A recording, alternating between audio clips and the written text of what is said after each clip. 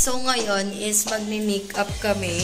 May make-upan ako ni Mama B kasi sabi ko sa kanya, magla-Latina look ako ngayon. Mga LA girl vibes, streetwear vibes, mga ganun. Yung look na gusto kong ma-achieve for today.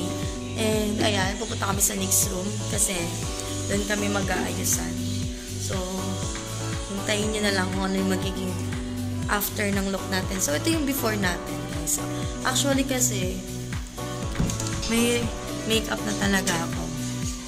May makeup na talaga yung face ko. Pero light-light lang ito, diba? So, as you can see, ayan. Ayan, nandito si Kyle S. Ayan, sasayaw daw kami. So, huwag nyo napasin yung laki ng noo. Malaki talaga yun. Ayan. So, ayan si Mama B. Make-upan niya ako. Sabi ko kasi gusto ng LA vibe or mga Latina look. Ayun. So, abangan nyo na lang. So, actually, may makeup na pala ako, guys. And light makeup lang to. Sabi ko nga kanina, gusto ko ma-achieve is Latina girl or LA vibe. Kasi magkakap ako or bandana, anything. Basta yun lang. Tapos magpapa-enhance lang tayo kay Mama B. Yes. Hi, guys. Churro.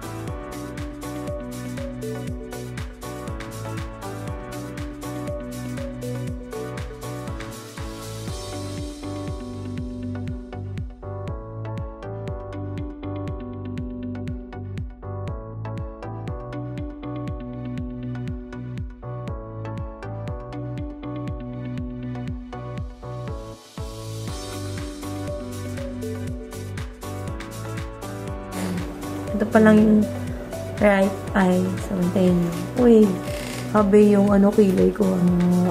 Big.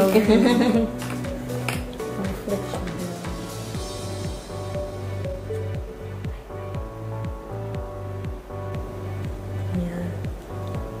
Diba? Iba na yung... Iba na.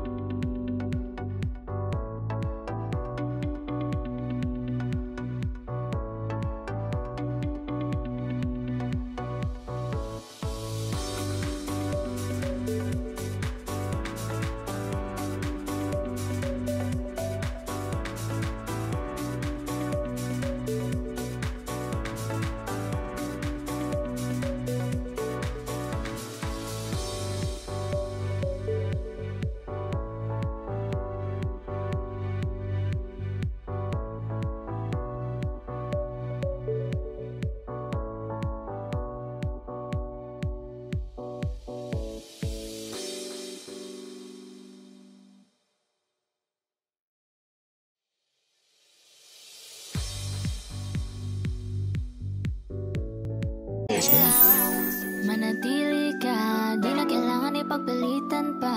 Sa umigo ay hindi ko na maintindihan. Alam ko namang di ko to dapat maramdaman. Dahil di mo di naman kayang suklian ang pagmamahal ko. Magkaibigan lang ang turingan. Pero kahit na tinanong ko pa rin ang number mo, kasi baka mamaya gigimik kami, pwede ka ba maging partner ko? Nung nakita tayo parang may iba, hindi mo lang mamasdan kita.